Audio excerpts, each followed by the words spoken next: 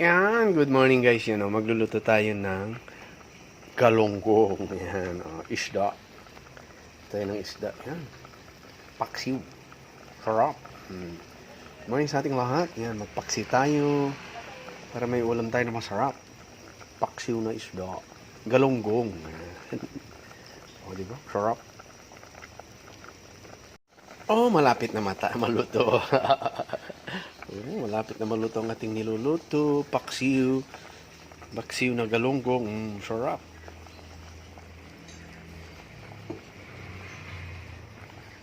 Paksiw na galunggong. Sarap. Good morning. Yan magluto tayo ng magluto tayo guys ng Ayan. Nanuhan niya.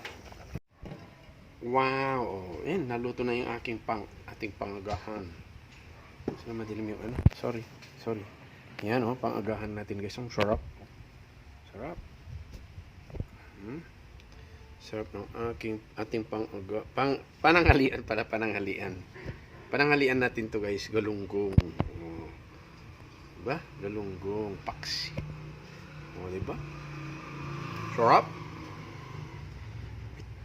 With kamatis, di ba? With kamatis guys, sarap. Halina kayo guys, kain tayo ng pananghalian. Dito na kayo guys, kain tayo. Sarap.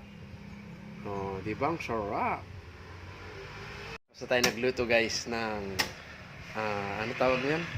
Galunggong. Yan. Luto na natin yung ating galunggong paksiw. Yan. Sarap guys. Yan. Halina kayo, kain tayo.